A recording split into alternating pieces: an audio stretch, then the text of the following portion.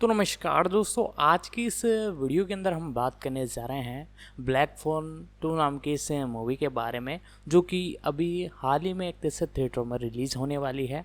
तो आज हम इसी एक तरह से मूवी के बारे में पूरी इन्फॉर्मेशन आपको बताएंगे। तो आप वीडियो में हमारे साथ कंटिन्यू बने रहें ताकि आप तक पूरी अपडेट पहुँच सके। तो वीडियो को करते हैं स्टार्ट। ब्लैक फोन 2 एक 2025 की अमेरिकी अलौकिक हॉरर फिल्म है जो 2021 में आई फिल्म द ब्लैक फोन का सीक्वल है। इस फिल्म में Ethan Hawke, Mason Thames, Madeleine McGraw और जेरेमी डेविस अपनी भूमिकाओं को दोहरा रहे हैं, जबकि डेमियन बिचर भी कलाकारों में शामिल हैं। इसका निर्देशन स्कॉट डेरिक्सन ने किया है और इसे डेरिक्सन और सी. रॉबर्ट कारगिल ने लिखा है, जिन्होंने जेसन ब्लम के साथ मिलकर इसका निर्माण किया है। फिल्म का प्रीमियर 20 सितंबर 2025 को फैंटास्टिक फेस्ट में होगा और इसे 17 अक्टूबर 2025 को यूनिवर्सल पिक्चर्स द्वारा संयुक्त राज्य अमेरिका में रिलीज किया जाएगा। आधार: पहली फिल्म की घटनाओं के 4 साल बाद 1982 में फिनी ब्लेक ग्रैबर द्वारा अपने अपहरण और हत्या के आघात से उबरने की कोशिश कर रहा है। इस बीच उसकी बहन ग्वेन को विकृत बच्चों के भयानक दृश्य और फोन की घंटी बजने के साथ बुरे सपने आने लगते हैं। 3. ढालना मेसन थेम्स, फिन्नी ग्रैबर का एकमात्र ज्ञात उत्तरजीवी मेडलिन मैकग्रॉ ग्वेन के रूप में, फिनी की बहन एथन हॉक ग्रैबर के रूप में, एक सीरियल किलर जिसे पहले फिनी ने मार डाला था डेमियन बिचर आर्मंडो के रूप में, अल्पाइन लेक कैंप के पर्यवेक्षक 4 मिगुएल मोरा अर्नेस्टो अरेलानो के रूप में, रॉबिन अरेलानो के भाई जो ग्रैबर के पीड़ितों में से एक और फिनी का दोस्त था। मोरा ने पहली फिल्म में भी रॉबिन की भूमिका निभाई थी। 4 जेरेमी डेविस टेरेंस, फिन्नी और ग्वेन के पिता के रूप में, रियाना रिवास मस्टैंग के रूप में। 5 आर्मंडो की भतीजी। 4 अन्ना लोर। 6 होप के रूप में।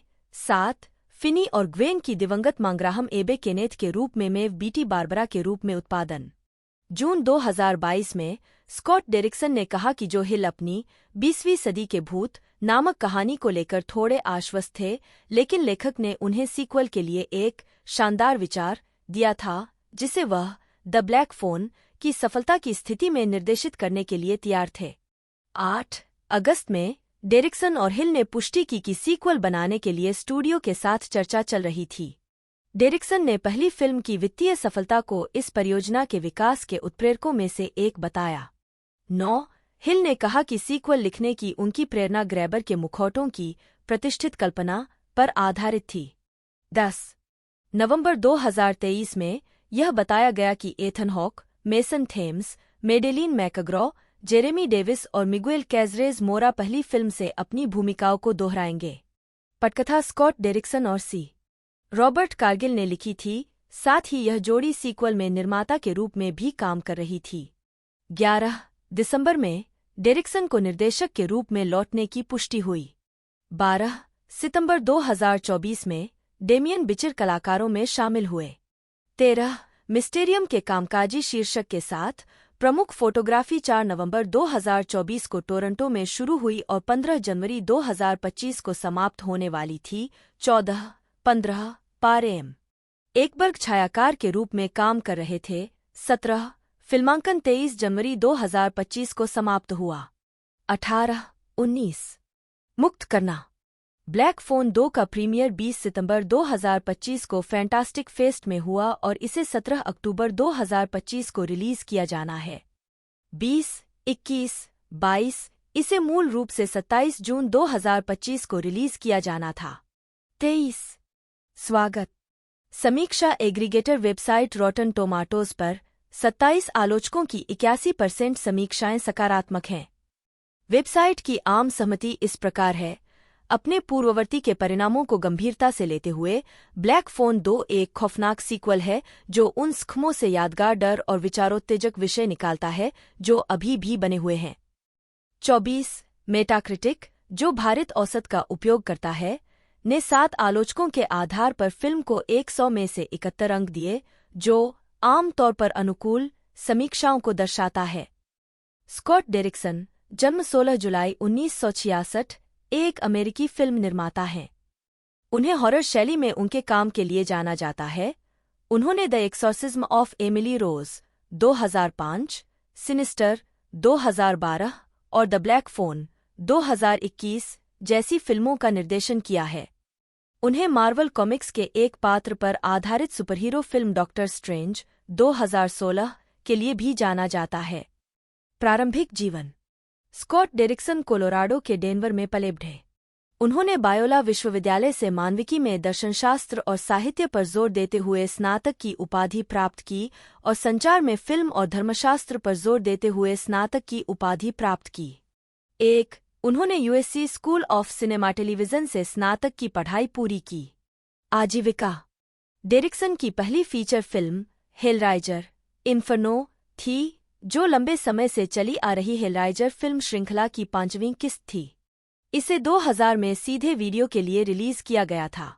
इसके बाद डेरिक्सन और सहलेखक पॉल हैरिस बोर्डमैन ने कई साल स्टूडियो के लिए स्क्रिप्ट डॉक्टरिंग का काम किया।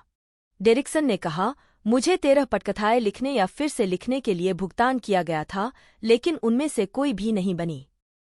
अच्छी कमाई कर रहा था, लेकिन मेरी सारी रचनात्मकता को कुछ ही अधिकारी पढ़ते थे। इससे मुझे एक तरह की आत्मिक बीमारी हो गई।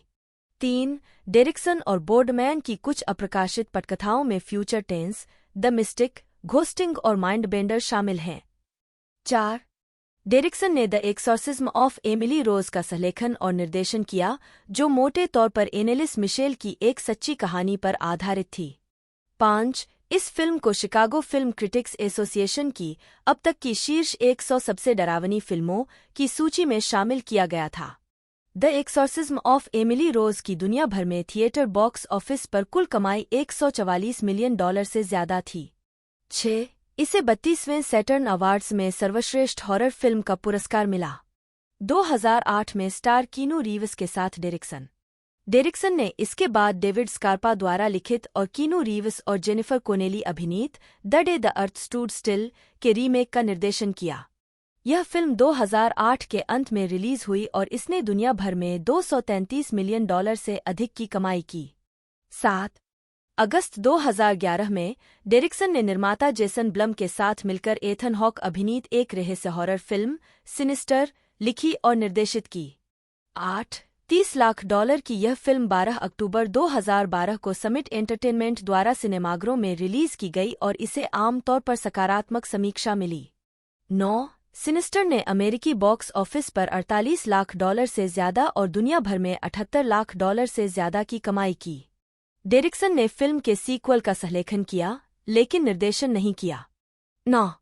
डिलीवर अस फ्रॉम एविल 2014 का निर्माण जेरी ब्रुकहाइमर ने किया था। 10. और यह पूर्व पुलिस सार्जेंट राल्फ सार्ची और लिसा कोलियर कूल द्वारा लिखित 2001 की एक गैरकाल्पनिक किताब बिवेयर द नाइट पर आधारित है।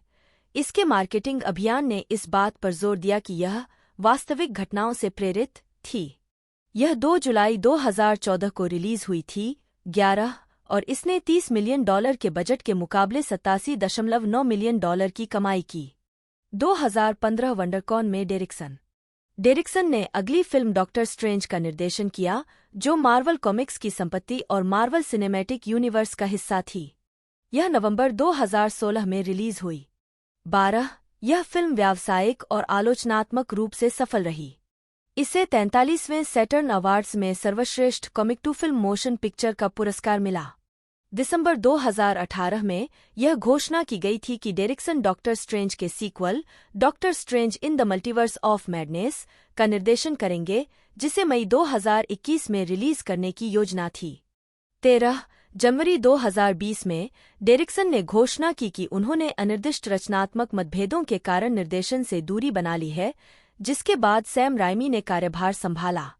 डेरिक्सन कार्यकारी निर्माता के रूप में फिल्म से जुड़े रहे। 14. फिल्म से डेरिक्सन के हटने से उन्हें द ब्लैक फोन पर अधिक ध्यान केंद्रित करने का मौका मिला। मेसन थेम्स (EMZ)2 जन्म 10 जुलाई 2007 एक अमेरिकी अभिनेता हैं। उन्होंने horror film the black phone 2021, 3 और इसके सीक्वल 2025 और 2025 की film how to train your dragon में मुख्य भूमिका निभाई। 4. जीवन और करियर। थेम्स डलास, टेक्सास से हैं। उन्होंने 2017 में लघु फिल्म आफ्टर ओमेलास में लियाम के रूप में अभिनय की शुरुआत की। 5. उन्हें 2019 में Apple TV plus series for all Mankind के पहले सीजन के 3 एपिसोड में दिखाया गया था। 6. थेम्स ने स्कॉट डेरिक्सन की horror film the black phone 2021 में मुख्य भूमिका निभाई। 7. एथन हॉक के साथ। 8. 9. इस भूमिका ने उन्हें व्यापक प्रशंसा दिलाई और फिल्म को आलोचकों से आम तौर पर सकारात्मक समीक्षा मिली। 10.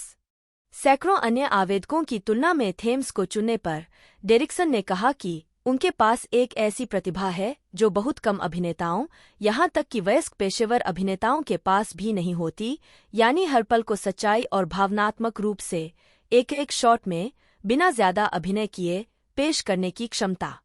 यह उनकी आंखों और उनके चेहरे में है, और ईमानदार, वास्तविक तरीके से ऐसा करने की उनकी क्षमता ऐसी चीज है जिसे आप सिखा नहीं सकते। 11. वह सीक्वल में अपनी भूमिका को फिर से निभाने के लिए तैयार हैं। 12. उन्होंने वॉकर के पहले 2 सीजन में कॉर्डेल वॉकर के युवा संस्करण के रूप में भी काम किया। 13. 14. उन्होंने कॉमेडी फिल्म इनकमिंग 2024 में अभिनय किया। 15. थेम्स ने डेविड हेनरी की स्वतंत्र फिल्म मॉन्स्टर समर में मेल गिब्सन के साथ अभिनय किया। 16. उन्होंने how to train your dragon 2010 के 2025 लाइव एक्शन रीमेक में हिचकी हॉरेंडस है डॉक 3 के रूप में भी अभिनय किया।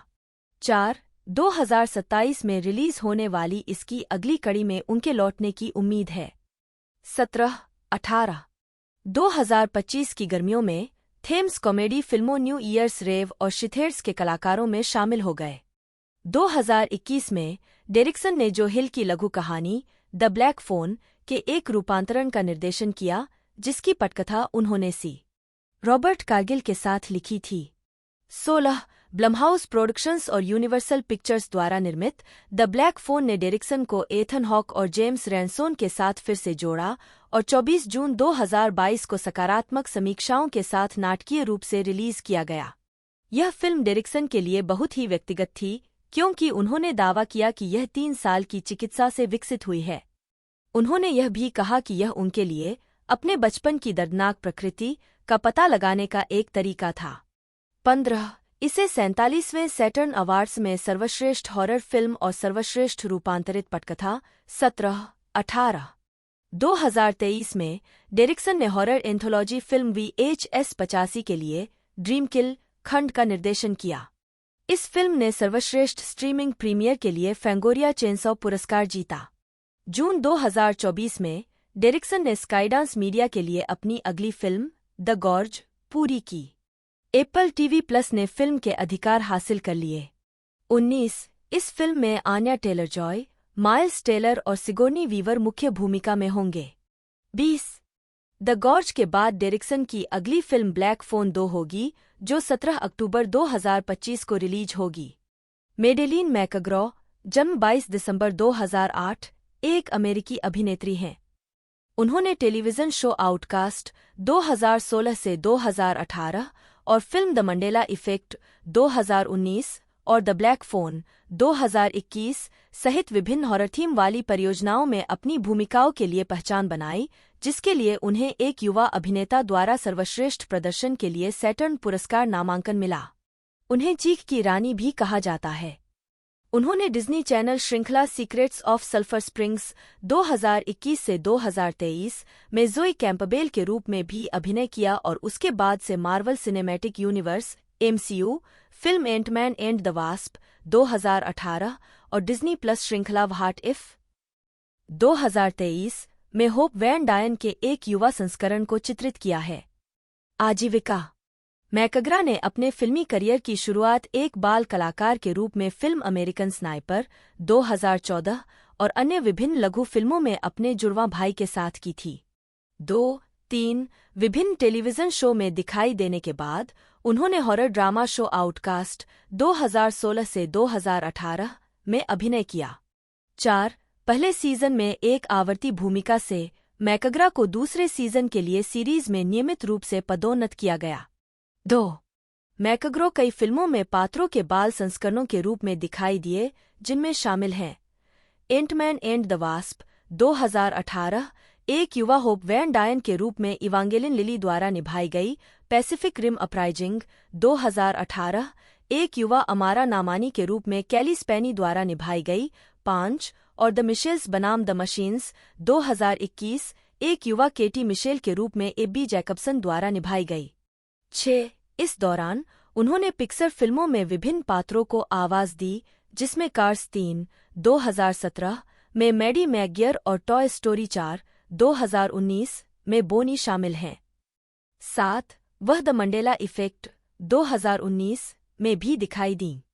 8 मैकग्रो डिज्नी चैनल के show secrets of sulphur springs 2021 से 2023। 10 मैकग्रा ने स्कॉट डेरिक्सन द्वारा निर्देशित अलौकिक horror film the black phone 2021 में अभिनय किया। 11-12 फिल्म को आलोचकों की प्रशंसा मिली और मैकग्रा को कई पुरस्कार और नामांकन मिले, जिसमें एक युवा अभिनेता द्वारा सर्वश्रेष्ठ प्रदर्शन के लिए सैटर्न पुरस्कार भी शामिल है। 13 2022 में मैकग्रा ने कुछ साल पहले फिल्माई गई horror film The curse of Rosalie 2022 मूल रूप से द हार्बिंजर शीर्षक में शीर्षक चरित्र के रूप में काम किया। 14 जबकि फिल्म को आलोचकों द्वारा नकार दिया गया था, उनके अभिनय और भूमिका को प्रशंसा मिली। 15 एक साल बाद वह horror film Robbie Is Not Right No More 2023 में दिखाई दी, जिसने ट्रिबेका फिल्म फेस्टिवल में शुरुआत की। 16 मैकग्रा ने Disney plus animated series what if 2023 के दूसरे सीजन में एक युवा वैन डायन के रूप में अपनी भूमिका दोहराई। 19 उन्होंने अपनी बहन वायलेट के साथ the curse of the necklace 2024 में भी अभिनय किया। 20 अप्रैल 2025 में यह घोषणा की गई कि दोनों बहनें एक हॉलिडे थीम वाली फिल्म में अभिनय करेंगी, जिसका शीर्षक हाई स्टेक्स हॉलिडे होगा, जिसका निर्माण दोनों बहनें और उनकी मां करने वाली हैं। 21 उसी महीने मैकग्रा को सिनेमाकॉन में 2025 के राइजिंग स्टार के रूप में सम्मानित किया गया। 22 जून के अंत में उन्होंने कैप्टन सुनामी में अभिनय किया, जिसका premiere dance with films film समारोह में हुआ। 23 वह ब्लैक फोन 2 में अपनी भूमिका को फिर से निभाने के लिए तैयार है, जो अक्टूबर 2025 में रिलीज के लिए तैयार है। जेरेमी बोरिंग जन्म 8 अक्टूबर 1969 एक जिन्हें पेशेवर रूप से जेरेमी डेविस के नाम से जाना जाता है, एक अमेरिकी अभिनेता हैं। उन्हें स्पैंकिंग द मंकी 1994 मेरे एबेली, सेविंग प्राइवेट रयान 1998 में कॉर्पोरल टिमोथी उपम, रेवेनस 1999 में प्राइवेट टॉफलर, सोलारिस 2002 में स्नो, डॉगविले 2003 में बिल हेसन, हेल्टर स्केल्टर 2004 में चार्ल्स मैनसन, रेस्क्यू डॉन 2006 में सार्जेंट जीन डेब्रुइन और लॉस्ट 2008 से 2010। सीरीज में डैनियल फेराडे की भूमिका के लिए जाना जाता है। डेविस ने 2012 में जस्टिफाइड, 2011 से 2015 सीरीज में डिकी बेनेट की भूमिका के लिए ड्रामा सीरीज में उत्कृष्ट अतिथि अभिनेता का एमी पुरस्कार जीता। उन्हें गॉड ऑफ वॉर 2018 में बाल्डोर की भूमिका के लिए वीडियो गेम में सर्वश्रेष्ठ प्रदर्शन के लिए बाफ्टा पुरस्कार भी मिला। प्रारंभिक जीवन डेविस का जन्म 28 अक्टूबर 1969 को मिशिगन के ट्रेवर्स सिटी में स्कॉटिश और वेल्श वंश में हुआ था। वे बच्चों के लेखक मेलविन लाइल मेल बोरिंग के पुत्र हैं। डेविस जेरेमी की मां का पहला नाम है, जिसे उन्होंने अपना पेशेवर नाम बना लिया। उनके पिता की दूसरी शादी से उनका एक भाई जोशुआ और 2 सौतेले भाई बहन जैचेरी और कैटरीना हैं। उद्धरण वांछित उनके माता पिता बचपन में ही अलग हो गए थे, जिसके कारण डेविस अपनी मां के साथ कंसास चले गए, जहां 1970 के दशक के मध्य तक उनकी मां की ल्यूपस से मृत्यु हो गई। 1986 में रॉकफोर्ड, आयोवा जाने से पहले वह अपने पिता और सौतेली मां के साथ सांता बारबरा, कैलिफोर्निया में रहने लगे, जहां उन्होंने हाई स्कूल की पढ़ाई पूरी की। उन्होंने 1990 की कक्षा में कैलिफोर्निया स्थित American academy of dramatic arts में कॉलेज में पढ़ाई की। 2 आजीविका 1991 में उन्होंने जनरल हॉस्पिटल में रॉबिन के पहले प्रेमी रोजर की भूमिका निभाई। 1992 में वे द वंडर ईयर्स के 2 एपिसोड में दिखाई दिए। 3 वे NBC TV film Shoot First एक कॉप्स वेंजेंस में छोटी भूमिकाओं में और औपनिवेशिक युग के सिटकॉम 1775 के पायलट में दिखाई दिए। उन्होंने शोटाइम थ्रिलर गनक्रेजी में एक युवा की भूमिका निभाई और मेलरोज प्लेस में अतिथि भूमिका निभाई। 1993 में डेविस को सुबारू के लिए एक टीवी विज्ञापन में लिया गया, जिसमें उनका किरदार कार की तुलना पंक रॉक से करता है। 4. कई कास्टिंग निर्देशकों और उद्योग जगत की ताकतों ने विज्ञापन पर ध्यान दिया और डेविस ने पाया कि उन्हें फीचर फिल्म की स्क्रिप्ट भेजी जा रही है। आलोचकों ने डेविड ओ. रसेल की पहली film black comedy spanking the monkey 1998 में उन्होंने स्टीवन स्पीलबर्ग की सेविंग प्राइवेट रयान में कॉर्पोरल उपम के रूप में एक महत्वपूर्ण भूमिका निभाई। 3. नॉर्मंडी में एक अमेरिकी जीआई भाषाविद, जिसे captain John Miller, Tom Hanks द्वारा नॉर्मंडी लैंडिंग के ठीक बाद फिल्म के नामचीन पैराट्रूपर मैट डेमन को बचाने के खतरनाक मिशन पर दुभाषिया बनने के लिए भर्ती किया गया था। डेविस के प्रदर्शन को अच्छी तरह से सराहा गया और वह सीक्यू, सेक्रेटरी और सोलारिस सहित कई फिल्मों में दिखाई दिए। 2004 में उन्होंने सीबीएस के हेल्टर स्केल्टर के रूपांतरण में चार्ल्स मैनसन की भूमिका निभाई। 3. 2006 में वह रेस्क्यू डॉन में दिखाई दिए। 3. रेस्क्यू डॉन में डेविस का निर्देशन करने वाले वर्नर हर्जोग ने डेविस को एक अद्वितीय, बहुत महत्वपूर्ण प्रतिभा के रूप में वर्णित किया। डेविस चौथे और पांचवें सीजन 2008-09 के दौरान लॉस्ट पर मुख्य कलाकार के रूप में दिखाई दिए। 3. डैनियल फेराडे की भूमिका निभाई, जो एक भूलने की बीमारी से ग्रस्त भौतिक विज्ञानी है जो चार्ल्स विडमोर द्वारा काम पर रखी गई टीम के हिस्से के रूप में द्वीप पर आता है। 3. उन्होंने लॉस्ट के छठे सीजन में 3 एपिसोड में अतिथि भूमिका निभाई। 7. उन्होंने डिकी बेनेट के रूप में एफएक्स के जस्टिफाइड में एक आवर्ती भूमिका निभाई थी। 3. जिसके लिए उन्होंने 2012 में एक ड्रामा सीरीज में उत्कृष्ट अतिथि अभिनेता के लिए प्राइम टाइम एमी पुरस्कार अर्जित किया। उन्हें 2011 में पुरस्कार के लिए नामांकित भी किया गया था। 2014 में डेविस है एनिबल के 2 एपिसोड में दिखाई दिए।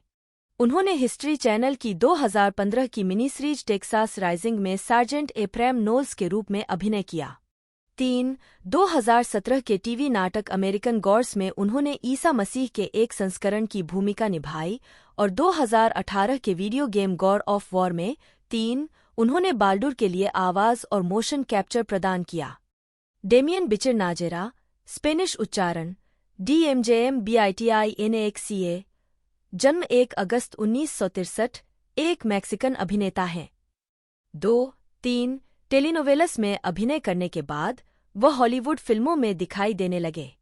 4. उन्हें ए बेटर लाइफ में उनकी भूमिका के लिए सर्वश्रेष्ठ अभिनेता के अकादमी पुरस्कार के लिए नामांकित किया गया था। 5. प्रारंभिक जीवन। बिचर का जन्म टोरियोन में हुआ था। उनके माता-पिता अभिनेता अलेजांद्रो बिचर और मारिक्रूज नाजेरा हैं। 6. उनके भाई ओडिसियो और ब्रूनो भी अभिनेता हैं। 7. उनका पैतृक परिवार लेबनानी मूल का है। 8. उन्होंने नेशनल थिएटर कंपनी, शेक्सपियर और दोस्तोयेव्स्की और Mexican association of theatre critics में काम किया। 9. उन्होंने Lee Strasberg theatre and film institute में पढ़ाई की। 10. आजीविका। बिचर नेचे में फिदेल कास्त्रो की भूमिका निभाई। 11. उन्होंने टेलीविजन श्रृंखला द ब्रिज 12, 13, 14 और ग्रैंड होटल में अभिनय किया।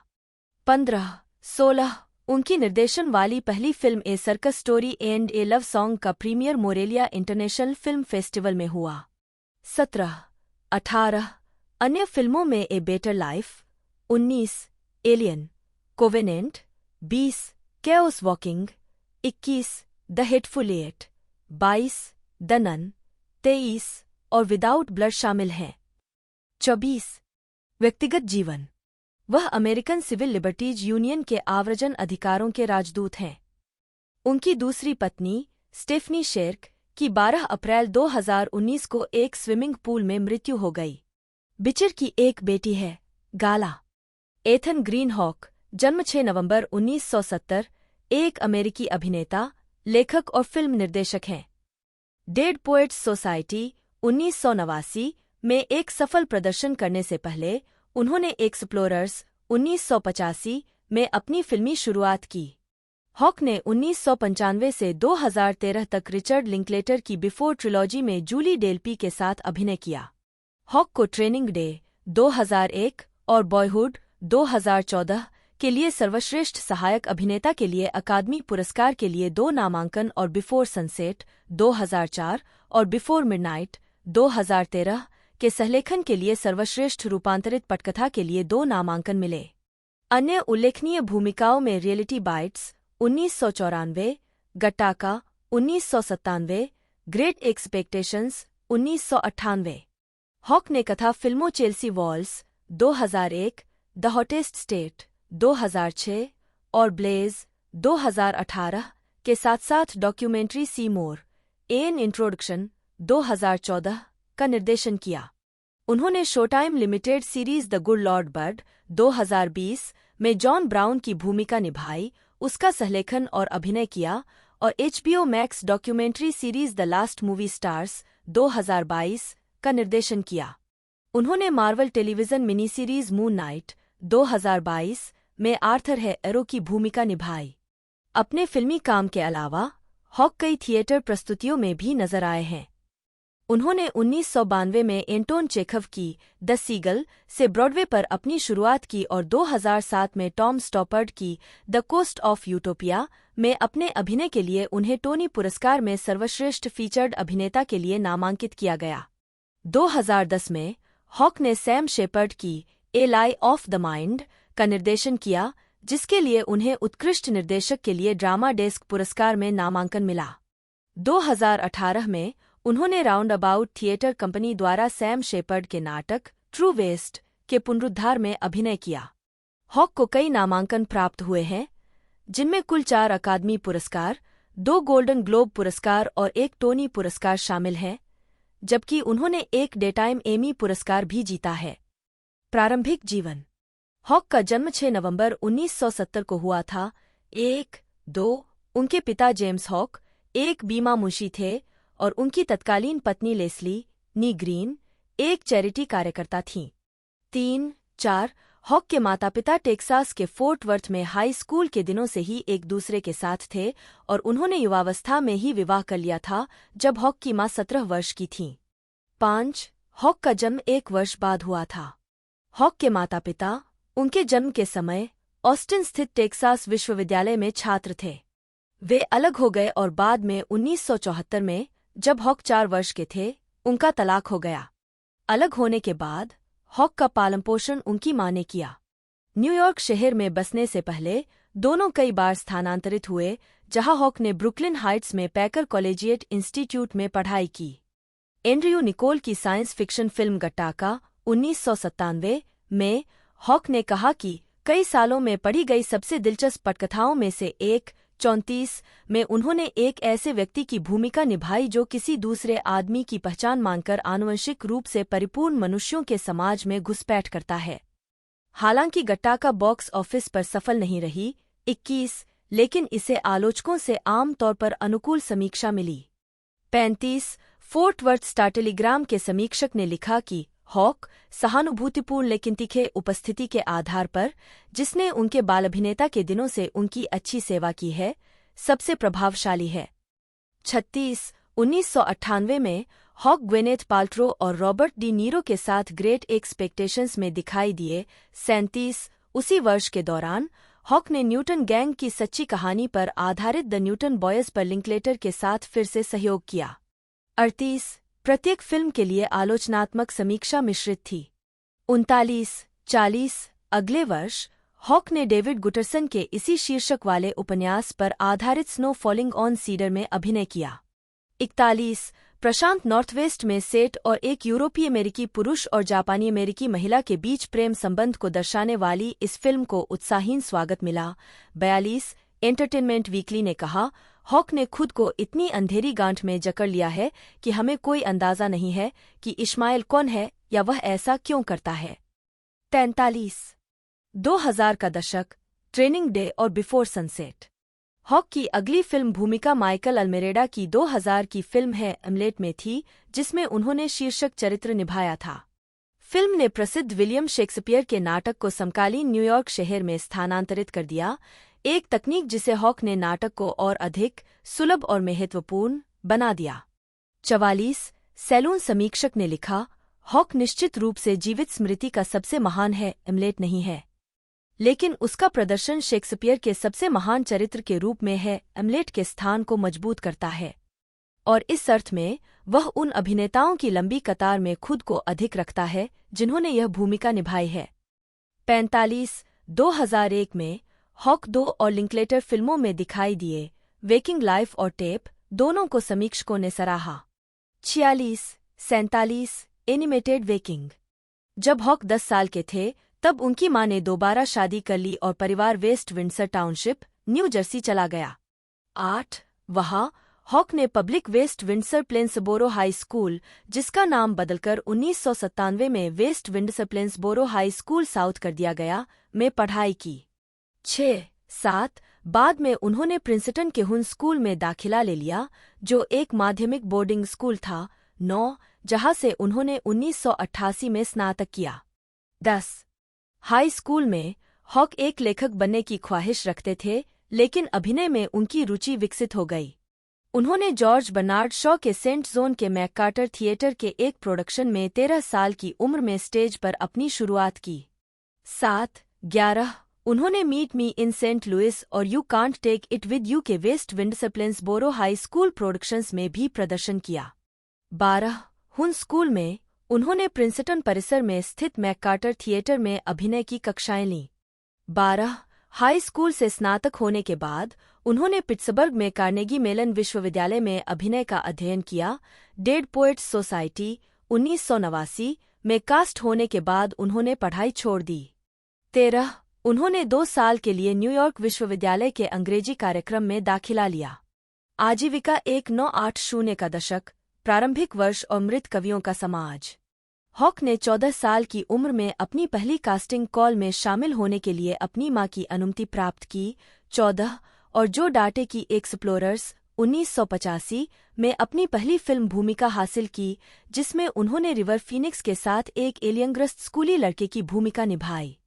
15 फिल्म की सकारात्मक समीक्षा की गई। 16 लेकिन बॉक्स ऑफिस पर इसका प्रदर्शन खराब रहा। इस असफलता के कारण हॉक ने फिल्म की रिलीज के बाद कुछ समय के लिए अभिनय छोड़ दिया। 13 हॉक ने बाद में इतनी कम उम्र में इस निराशा को सहन करना मुश्किल बताया और कहा, मैं कभी भी किसी बच्चे को ऐसा अभिनय करने की सलाह नहीं दूंगा। 13 1989 में हॉक ने पीटर वियर की डेड पोएट्स सोसाइटी में अपनी सफल उपस्थिति दर्ज कराई, जिसमें उन्होंने एक करिश्माई अंग्रेजी शिक्षक के रूप में रॉबिन विलियम्स द्वारा पढ़ाए गए छात्रों में से एक की भूमिका निभाई। 6 वैराइटी समीक्षक ने कहा कि हॉक बेहद शर्मीले टॉड के रूप में एक शानदार प्रदर्शन देते हैं। 17 फिल्म को काफी प्रशंसा मिली। 18 जिसने सर्वश्रेष्ठ फिल्म के लिए बाफ्टा पुरस्कार और सर्वश्रेष्ठ चित्र के लिए अकादमी पुरस्कार नामांकन जीता। 19 20 दुनिया भर में $235 मिलियन की कमाई के साथ यह हॉक की अब तक की सबसे व्यावसायिक रूप से सफल फिल्म बनी हुई है। 21 हॉक ने बाद में फिल्म की सफलता के परिणामस्वरूप उन्हें दिए गए अवसरों को अभिनय जारी रखने के उनके फैसले के लिए महत्वपूर्ण बताया। अभिनेता नहीं बनना चाहता था और कॉलेज वापस चला गया, लेकिन फिर फिल्म की सफलता इतनी जबरदस्त थी कि मुझे ऐसी दिलचस्प फिल्मों और दिलचस्प जगहों पर काम करने के प्रस्ताव मिलने लगे और मुझे कुछ और करने का मन ही नहीं कर रहा था। 14 डेड पोएट्स सोसाइटी की फिल्मांकन के दौरान उन्होंने अपनी अगली फिल्म 1989 की कॉमेडी ड्रामा डैड के लिए ऑडिशन दिया, जहां उन्होंने टेड डैनसन के बेटे और जैक लेमन के पोते की भूमिका निभाई। 13 हॉक की अगली फिल्म 1991 की व्हाइट फैंग ने उनकी पहली प्रमुख भूमिका लाई। फिल्म जैक लंदन के इसी नाम के उपन्यास का एक रूपांतर, हॉक को जैक कॉनरॉय के रूप में दिखाया गया था, जो एक यूकोन गोल्ड शिकारी था जो एक वुल्फडॉग जेड द्वारा अभिनीत का दोस्त बन जाता है। द ओरेगोनियन के अनुसार हॉक युवा जैक के रूप में अच्छा काम करता है। वह व्हाइट फैंग के लिए जैक के जुनून को वास्तविक बनाता है और इसे हास्यास्पद या अत्यधिक भावुक होने से बचाता है। 22 वह कीथ गॉर्डन की ए मिडनाइट क्लियर 1992 में दिखाई दिए। 23 पियर्स पॉल रीड की 1974 की नॉन फिक्शन किताब से रूपांतरित उत्तरजीविता नाटक अलाइव 1993 में हॉक ने उरुग्वे वायुसेना की उड़ान 571 के बचे लोगों में से एक नांडो पराडो का किरदार निभाया, जो एंडीज में दुर्घटनाग्रस्त हो गई थी। 1990 का दशक, रियलिटी बाइट्स और बिफोर सनराइज। हॉक की अगली भूमिका generation x drama reality Bites 1994 में थी, जिसमें उन्होंने ट्रॉय डायर की भूमिका निभाई थी, जो एक आलसी व्यक्ति है जो अपनी प्रेमिका विनोना राइडर द्वारा अभिनीत की महत्वाकांक्षाओं का मजाक उड़ाता है। फिल्म समीक्षक रोजर एबर्ट ने हॉक के प्रदर्शन को विश्वसनीय और उल्लेखनीय कहा। हॉक ने असभ्य ट्रॉय के रूप में सभी सही नोट्स को पकड़ लिया है और इतना विश्वसनीय है कि यह ध्यान देने योग्य है कि उन्होंने अलाइव और डेड पोएट्स सोसाइटी जैसी अलग अलग फिल्मों में समान रूप से अलग अलग किरदार निभाए हैं। 25 न्यूयॉर्क टाइम्स ने कहा, श्री हॉक का सूक्ष्म और मजबूत प्रदर्शन यह स्पष्ट करता है कि ट्रॉय चीजों को बहुत गहराई से महसूस करता है। फिल्म एक युवा अमेरिकी पुरुष हॉक और एक युवा फ्रांसीसी महिला जूली डेल्पी की कहानी है, जो एक ट्रेन में मिलते हैं और वियना में उतरते हैं, रात शहर की खोजबीन करते हैं और एक दूसरे को जानते हैं। 27 सैन फ्रांसिस्को क्रॉनिकल ने हॉक और डेल्पी के अभिनय की प्रशंसा की। वे इतनी सहजता और सरलता से बातचीत करते हैं कि आपको यकीन हो जाता है कि उन्होंने संवाद लिखने में मदद की है। ऐसा लगता है कि उनमें से प्रत्येक के अभिनय में कुछ न कुछ निजी दांव पर लगा है। 28 अभिनय से दूर, हॉक ने 1994 के गीत स्टे आई मिस्ड यू के लिए संगीत वीडियो का निर्देशन किया, जो गायक गीतकार लिसा लोएब द्वारा किया गया था, जो उस समय हॉक की थिएटर कंपनी की सदस्य थीं। 29 स्पिन ने हॉक और लोएब के वीडियो को 1994 में अपने वीडियो ऑफ द ईयर के रूप में नामित किया। 30 2012 के एक साक्षात्कार में हॉक ने कहा कि यह गीत, जिसे रियलिटी बाइट्स में शामिल किया गया था, संगीत के इतिहास में एक हस्ताक्षरित कलाकार द्वारा एकमात्र नंबर 1 लोकप्रिय गीत है। 31 सितंबर 2007 में ऑस्टिन, टेक्सास में द हॉटेस्ट स्टेट के प्रीमियर पर हॉक। उन्होंने 1996 में अपना पहला उपन्यास द हॉटेस्ट स्टेट प्रकाशित किया, जो एक युवा अभिनेता और एक गायिका के बीच प्रेम प्रसंग पर आधारित था। हॉक ने उपन्यास के बारे में कहा, किताब लिखना कॉलेज छोड़ने और एक अभिनेता बनने से जुड़ा था। मैं नहीं चाहता था कि मेरी पूरी जिंदगी बिना कुछ किए सिर्फ संवाद रटते हुए गुजर जाए। मैं कुछ और बनाने की कोशिश करना चाहता था। यह निश्चित रूप से मेरे द्वारा किया गया सबसे डरावना काम था, और यह मेरे द्वारा किए गए सबसे अच्छे कामों में से एक था। 14 इस किताब को मिलीजुली प्रतिक्रिया मिली। एंटरटेनमेंट वीकली ने कहा कि हॉक ने द हॉटेस्ट स्टेट में खुद को कठोर साहित्यिक जांच के लिए खोल दिया है। अगर हॉक गंभीर हैं, तो उन्हें कुछ समय कम चर्चित जगहों पर काम करना चाहिए।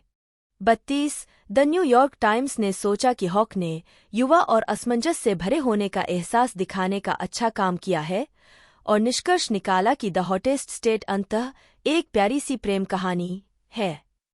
लाइफ 48 स्टीफन बेल्बर के एक नाटक पर आधारित रियल टाइम ड्रामा टेप पूरी तरह से एक मोटल के कमरे में होता है, जिसमें हॉक, रॉबर्ट सीन लियोनार्ड और उमा थुरमन द्वारा निभाए गए 3 किरदार हैं। 49 हॉक ने टेप को अपना पहला वयस्क प्रदर्शन माना। 50 एक ऐसा प्रदर्शन जिसकी एबर्ट ने शारीरिक और मौखिक अभिनय दोनों में निपुणता दिखाने के लिए सराहना की। 51 हॉक की अगली भूमिका, जिसके लिए उन्हें पर्याप्त आलोचनात्मक प्रशंसा मिली, ट्रेनिंग डे 2001 में आई। हॉक ने लॉस एंजल्स पुलिस विभाग के मादक पदार्थों के जासूसों की जोड़ी में से एक के रूप में डेनिजल वाशिंगटन के साथ नौसिखिया पुलिस अधिकारी जेक होयट की भूमिका निभाई, जो दक्षिण लॉस एंजल्स के गिरोह के इलाकों में 24 घंटे बिताता है। फिल्म बॉक्स ऑफिस पर हिट रही, जिसने दुनिया भर में $104 मिलियन कमाए और आमतौर पर अनुकूल समीक्षा प्राप्त की। 21 वैरायटी ने लिखा कि हॉक अपनी भूमिका में उत्साही और चालाक चमक जोड़ता है, जो उसे विकट परिस्थितियों में सम्मानजनक रूप से खुद को संभालने की अनुमति देता है।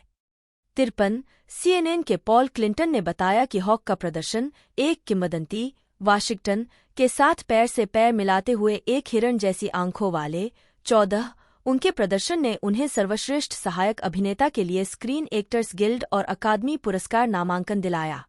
55 2007 टोरंटो अंतर्राष्ट्रीय फिल्म महोत्सव में हॉक ने 2000 के दशक की शुरुआत में अभिनय से दूर कई परियोजनाओं पर काम किया।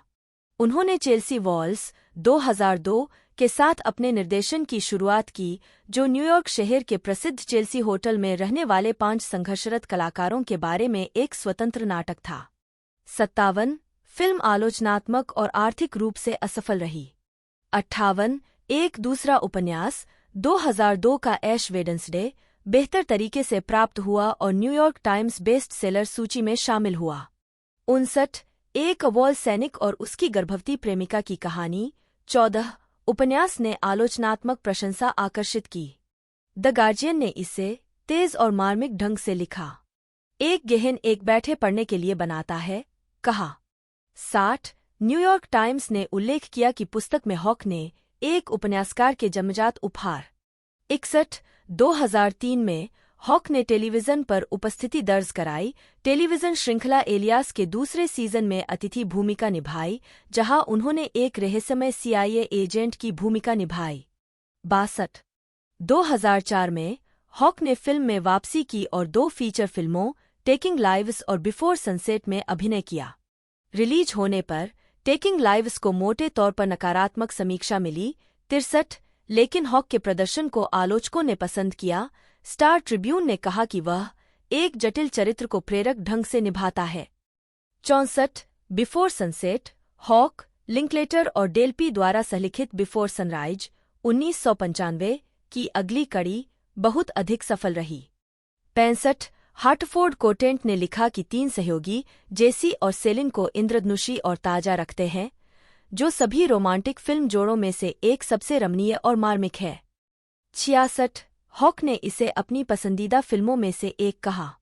हॉक ने 2005 की action thriller assault on precinct 13 में अभिनय किया, जो जॉन कारपेंटर की 1976 की इसी शीर्षक वाली फिल्म का एक ढीला रीमेक था, जिसमें एक अपडेटेड प्लॉट था। फिल्म को अस्पष्ट समीक्षा मिली। कुछ आलोचकों ने फिल्म के डार्क स्विफ्ट फील की प्रशंसा की, जबकि अन्य ने इसकी तुलना जॉन कारपेंटर की मूल से की। 70 हॉक उस वर्ष राजनीतिक अपराध थ्रिलर लॉर्ड ऑफ वॉर में भी दिखाई दिए, जिसमें उन्होंने निकोलस केज द्वारा निभाए गए एक हथियार डीलर का पीछा करने वाले एक इंटरपोल एजेंट की भूमिका निभाई। 71 2006 में हॉक को फास्ट फूड नेशन में सहायक भूमिका में लिया गया।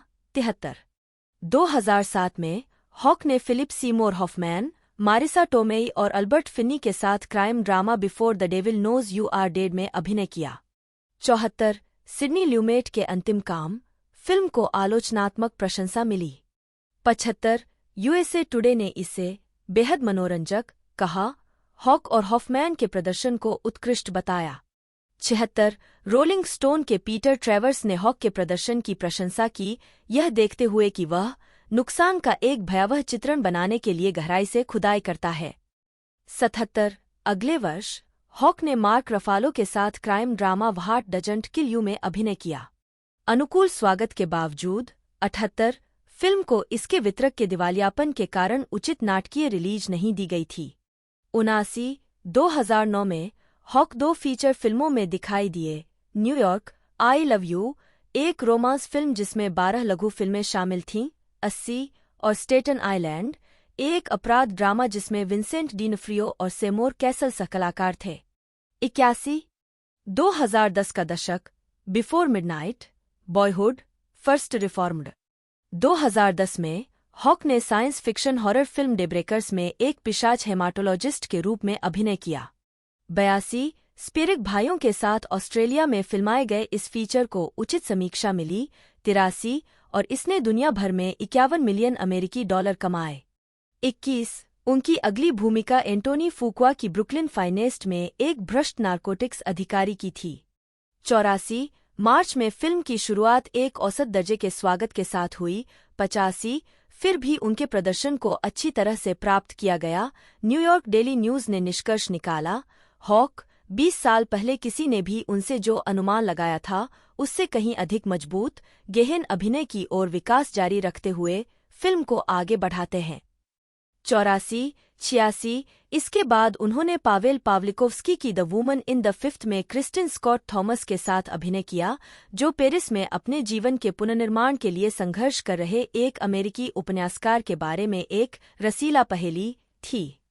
2012 में हॉक ने स्कॉट डेरिक्सन की सिनिस्टर में एक सच्चे अपराध लेखक की भूमिका निभाकर पहली बार हॉरर शैली में प्रवेश किया, जिसने दुनिया भर के बॉक्स ऑफिस पर 87 मिलियन अमेरिकी डॉलर की कमाई की। यह फिल्म नए दशक की शुरुआत के बाद हॉक के लिए अत्यधिक लाभदायक फिल्मों की श्रृंखला में पहली थी। 89, सिनिस्टर के यूएस ओपनिंग से पहले के हफ्ते में हॉक ने बताया कि वह पहले हॉरर से दूर हो गए थे क्योंकि सफलता के लिए हमेशा अच्छे अभिनय की आवश्यकता नहीं होती है। हालांकि सिनिस्टर के निर्माता जेसन ब्लम, जिन्होंने पहले हॉक के साथ एक थिएटर कंपनी चलाई थी, ने चरित्र और निर्देशक के आधार पर अभिनेता को प्रस्ताव दिया। जब मैं छोटा था तब मैं जेसन ब्लम नाम के एक व्यक्ति के साथ एक थिएटर कंपनी चलाता था।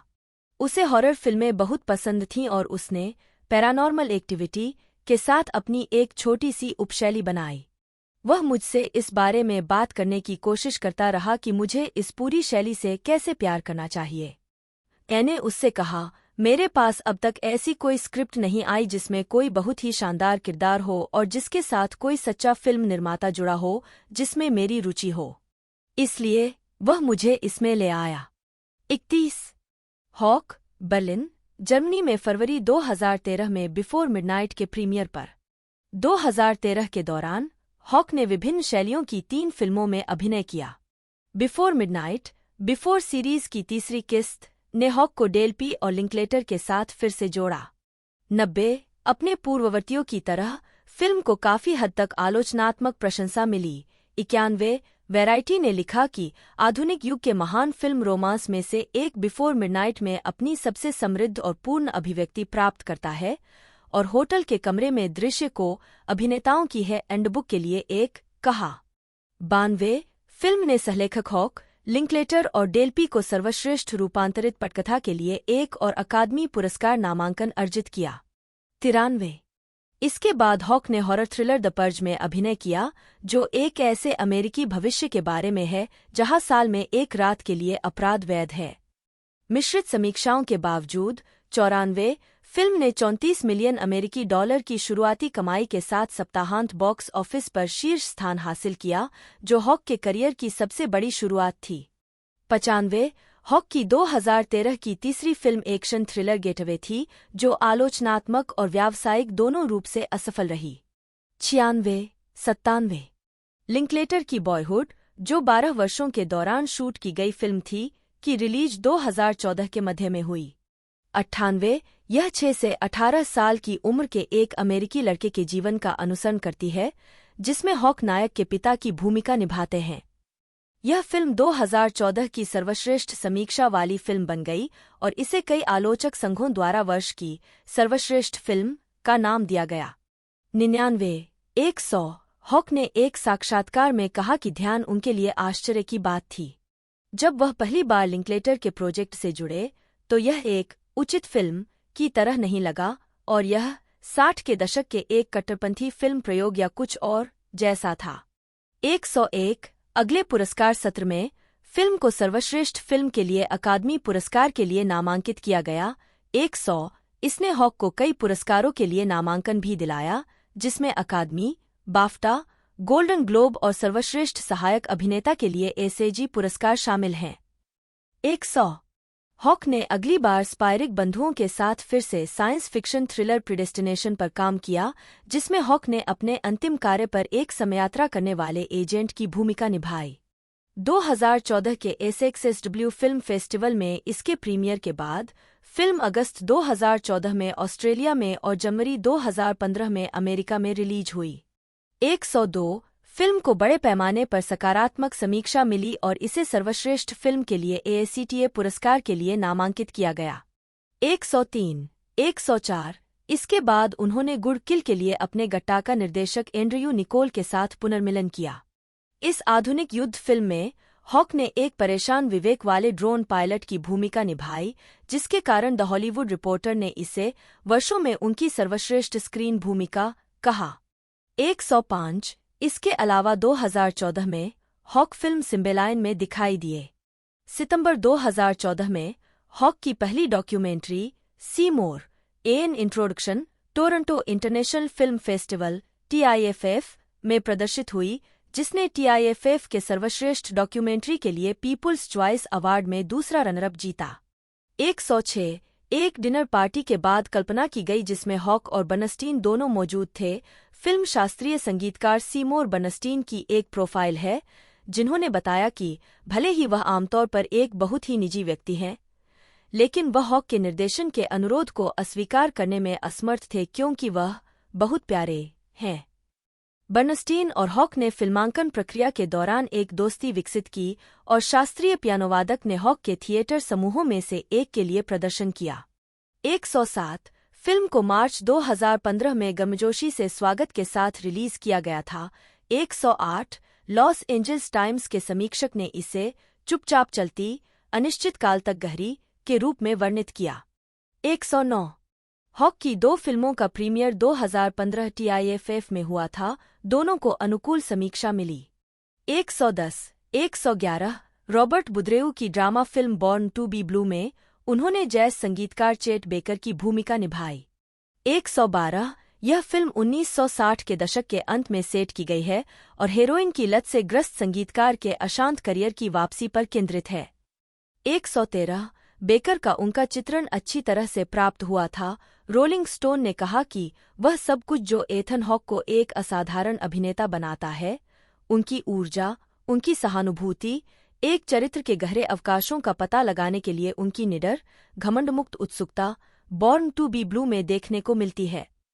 114 रेबेका मिलर की रोमांटिक कॉमेडी मैगीज प्लान। 115 उस वर्ष उनकी अन्य फिल्मों में आने वाली उम्र पर आधारित ड्रामा 10,000 सेंट्स और एम्मा वाटसन के साथ मनोवैज्ञानिक थ्रिलर रिग्रेशन शामिल थीं। नवंबर 2015 में हॉक ने अपना तीसरा उपन्यास रूल्स फॉर ए नाइट, एक पिता द्वारा अपने 4 बच्चों को जीवन के नैतिक मूल्यों के बारे में लिखे गए पत्र के रूप में प्रकाशित किया। 116 2016 में हॉक ने TI वेस्ट की western film in A valley of violence में अभिनय किया, जिसमें उन्होंने एक ऐसे आवारा व्यक्ति की भूमिका निभाई जो अपने मार्शल जॉन ट्रेवोल्टा द्वारा नियंत्रित एक छोटे से शहर में बदला लेना चाहता था। 117 इसके बाद उन्होंने लगातार 2 अप्रिय किरदार निभाए। पहले द फेनोम में एक प्रतिभाशाली युवा बेसबॉल खिलाड़ी के अपमानजनक पिता के रूप में, फिर मॉडी में मॉर लुइस, सैली हॉकिंस द्वारा अभिनीत के कठोर पति के रूप में। जबकि कुछ आलोचकों ने उनके अप्रत्याशित मोड़ की प्रशंसा की। 118 119 अन्य लोगों ने महसूस किया कि हॉक को एक क्रूर व्यक्ति के रूप में गलत तरीके से कास्ट किया गया था। 120 उन्होंने ट्रेनिंग डे के निर्देशक एंटोनी फुकुआ और अभिनेता डेंजेल वाशिंगटन के साथ द मैग्निफिसेंट 7 2016 के लिए फिर से काम किया। 121 7 जून को उनकी चौथी पुस्तक in the a story of the Apache Wars, एक ग्राफिक उपन्यास जो उन्होंने कलाकार ग्रेग रूथ के साथ लिखा था, जारी की गई। 2017 में हॉक ल्यूक बेसन की science fiction film Valerian and the city of 1000 planets में एक कैमियो भूमिका में दिखाई दिए। 123 और पॉल श्रेडर की ड्रामा फिल्म फर्स्ट रिफॉर्म्ड में अभिनय किया, जिसमें उन्होंने एक पूर्व सैन्य पादरी की भूमिका निभाई जो अपने बेटे की मृत्यु से प्रताड़ित था, जिसे उसने सशस्त्र बलों में भर्ती होने के लिए प्रोत्साहित किया था और आसन्न प्रलयकारी जलवायु परिवर्तन पर केंद्रित था। फिल्म का प्रीमियर 2017 के वेनिस फिल्म फेस्टिवल में हुआ, जिसे सकारात्मक प्रतिक्रिया मिली। 124 125 2018 में हॉक की 2 फिल्मों का प्रीमियर 2018 सनडांस फिल्म फेस्टिवल में हुआ था। 126 जूलियट नेकेड में निक हॉर्नबी के इसी नाम के उपन्यास पर आधारित एक रोमांटिक कॉमेडी। वह एक अस्पष्ट रॉक संगीतकार के रूप में दिखाई दिए, जिनके नामांकित एल्बम ने कथानक को गति प्रदान की। 127 उनकी तीसरी फीचर फिल्म ब्लेज, जो कि कमज्ञात देश के संगीतकार ब्लेज फोले के जीवन पर आधारित है, को फेस्टिवल के मुख्य प्रतियोगिता खंड में चुना गया था।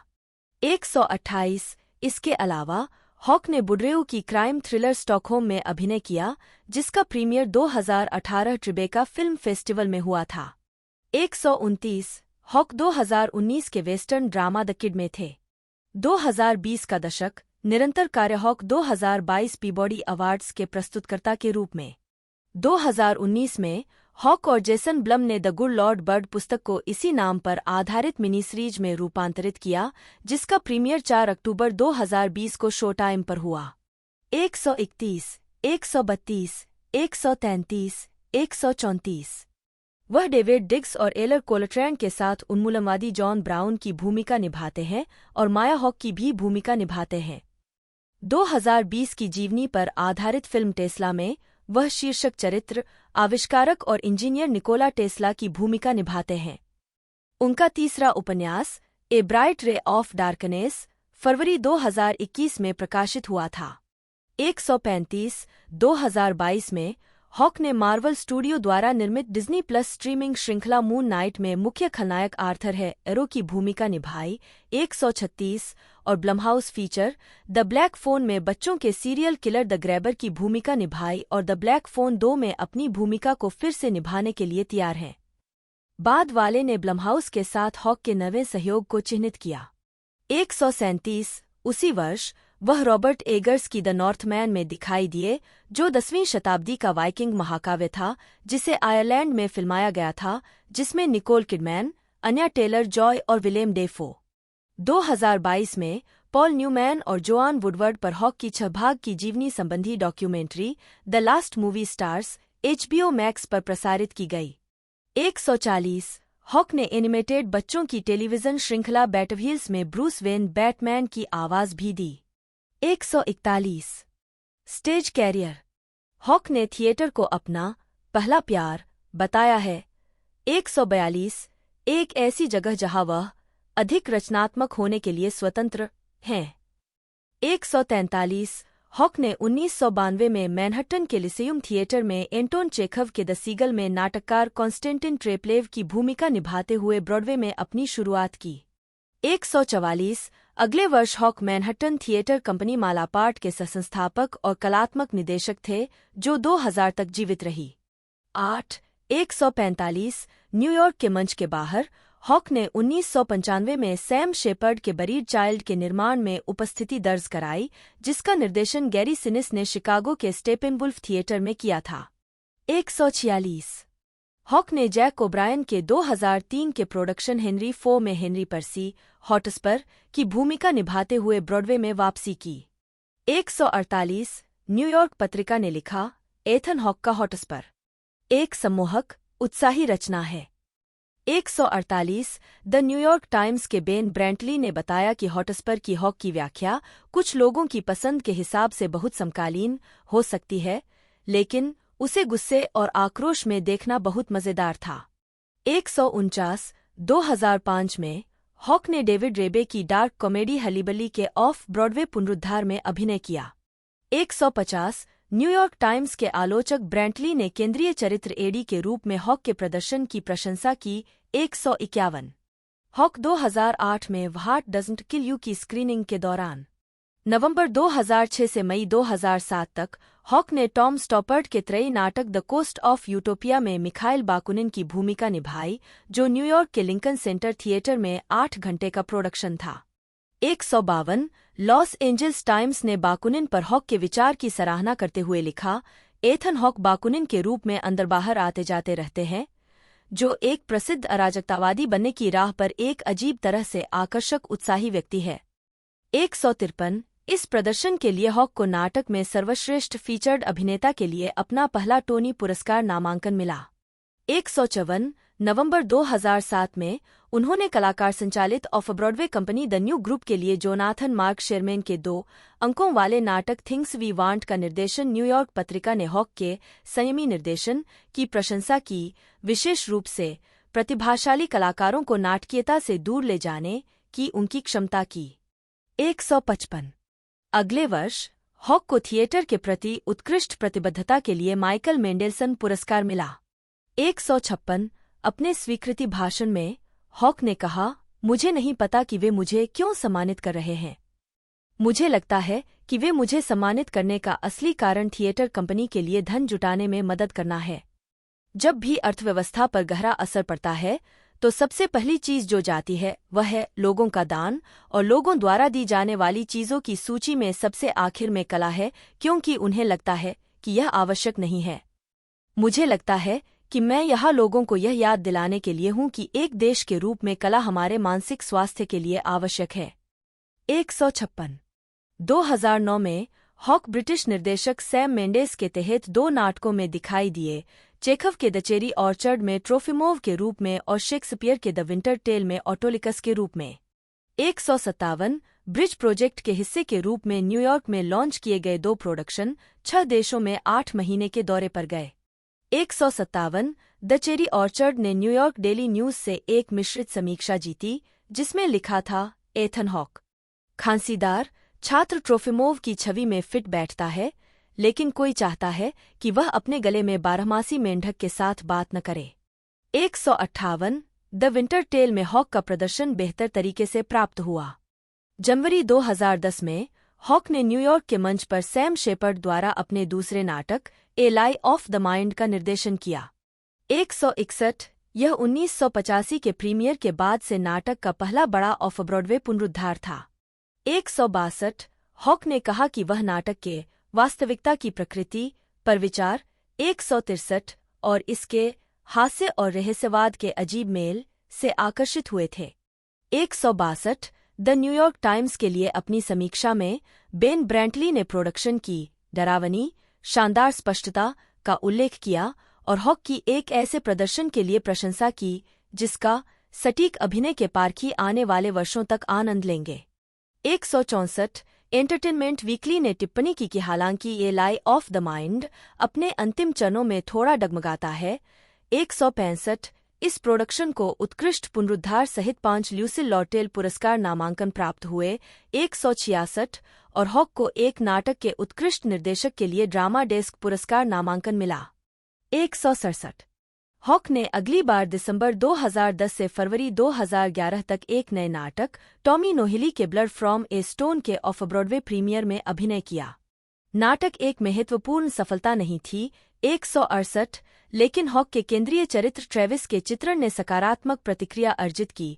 न्यूयॉर्क टाइम्स ने कहा कि वह ट्रेविस के सतर्क इस्तीफे के आवरण के नीचे दबी संवेदनशीलता को संप्रेषित करने में उल्लेखनीय रूप से अच्छा था। 169 न्यूयॉर्क पोस्ट के एक योगदानकर्ता ने कहा कि यह हॉक का वर्षों में सर्वश्रेष्ठ प्रदर्शन था। 170 हॉक ने ब्लड फ्रॉम ए स्टोन में अपनी भूमिका के लिए ओबी पुरस्कार जीता। 171 अगले वर्ष हॉक ने क्लासिक स्टेज कंपनी में चेखव के इवानोव। 173 उसी वर्ष बाद में उन्होंने लिंकन सेंटर थिएटर में मैकबेथ के ब्रॉडवे प्रोडक्शन में शीर्षक भूमिका निभाई, लेकिन उनका प्रदर्शन आलोचकों को जीतने में विफल रहा। न्यूयॉर्क पोस्ट ने एक आकर्षक प्रोडक्शन में असामयिक संयम दिखाने के लिए इसे निराशाजनक कहा। 174 2019 में हॉक सैम शेपर्ड के ट्रू वेस्ट के पुनरुद्धार में ब्रॉडवे पर लौटे, जिसमें पॉल डानो उनके सहकलाकार थे। शो को आलोचकों की प्रशंसा मिली। इसे द न्यूयॉर्क टाइम्स से क्रिटिक्स पिक का पुरस्कार मिला। 175 शो के पूर्वावलोकन 27 दिसंबर 2018 को शुरू हुए और आधिकारिक तौर पर 24 जनवरी 2019 को शुरू हुए और 17 मार्च 2019 को समाप्त हुए। 176 हॉक लेबिरिंथ थिएटर कंपनी के सदस्य हैं। व्यक्तिगत जीवन हॉक न्यूयॉर्क शहर के ब्रुकलिन पड़ोस बोअरम हिल में रहते हैं। 177 और कनाडा के नोवा स्कोटिया में एक छोटे से द्वीप के मालिक हैं। 178 जहां वे कभी कभी गर्मियों के दौरान रहते हैं। 179 वे अपने पिता की ओर से टेनेसी विलियम्स के दूसरे चचेरे भाई हैं। 4 180 हॉक के नाना हॉवर्ड लेमुएल ग्रीन ने टेक्सास विधानमंडल 1957 से 67 में 5 कार्यकालों की सेवा की। 1967 से 1975 तक टेक्सास में निर्वाचित टारेंट काउंटी न्यायाधीश के रूप में कार्य किया और एक मामूली लीग बेसबॉल आयुक्त भी थे। 181 182 अपने कुमारे दिनों के दौरान हॉक ने किम तनाहिल को डेट किया, जो एक नानी थीं और ब्रूस विलिस और डेमी मूर के लिए काम करती थीं। 183 परिवार 2009 वेनिस अंतर्राष्ट्रीय फिल्म महोत्सव में हॉक अपनी पत्नी रयान के साथ 1 मई 1998 को हॉक ने अभिनेत्री उमा थुरमन से शादी की। 184, जिनसे उनकी मुलाकात 1996 में गट्टाका के सेट पर हुई थी। 185, उनके 2 बच्चे हैं, माया जन्म 1998 और लेवोन जन्म 2002। 186, 187, हॉक की बेवफाई के आरोपों के बीच 2003 में यह जोड़ा अलग हो गया। 188 और अगले साल तलाक के लिए अर्जी दी। 14 अगस्त 2005 में तलाक को अंतिम रूप दिया गया। 189, 2008 में हॉक ने रयान शहुगेस से शादी की। 190, 191, जिन्होंने कोलंबिया विश्वविद्यालय से स्नातक होने से पहले कुछ समय के लिए उनके और थुरमन के बच्चों के लिए नानी के रूप में काम किया था। 191, 192, अपने रिश्ते के बारे में अटकलों को खारिज करते हुए हॉक ने कहा, मेरी पहली शादी कई दबावों के कारण टूट गई, जिनमें से कोई भी रयान से दूर से जुड़ा नहीं था। 192, उनकी 2 बेटियां हैं, क्लेमेंटाइन और इंडियाना। 193, 194, मान्यताएं। हॉक खुद को नारीवादी मानते हैं और उन्होंने फिल्म व्यवसाय को लड़कों का क्लब बताकर उसकी आलोचना की है। 195, 196, उन्होंने कॉलिन कैपर्निक और व्यक्तिगत अधिकारों के समर्थन में भी बात की है। 197, हॉक एक एपिस्कोपेलियन है। उन्होंने स्टीफन कोलबर्ट के साथ द लेट शो में मजाक में कहा था, मेरी माँ हमेशा कहती थीं कि हम कैथोलिक बनना चाहते हैं। हम बस कड़ी मेहनत नहीं करना चाहते थे और हम तलाक लेना चाहते थे। 198, हॉक ने वाइल्डकैट का निर्देशन किया, जो एक कट्टर कैथोलिक फ्लैनेरी ओकॉनर पर आधारित एक बायोपिक थी, जिसमें उनकी बेटी माया ने मुख्य भूमिका निभाई थी। 199, परोपकार। हॉक ने न्यूयॉर्क पब्लिक लाइब्रेरी की यंग लायंस कमेटी के सहाध्यक्ष के रूप में काम किया है, जो न्यूयॉर्क के प्रमुख परोपकारी बोर्डों में से एक है। 200, 2001 में हॉक ने यंग लायंस फिक्शन अवार्ड की सहस्थापना की, जो 35 साल से कम उम्र के लेखकों द्वारा कथा साहित्य में उपलब्धियों के लिए एक वार्षिक पुरस्कार है।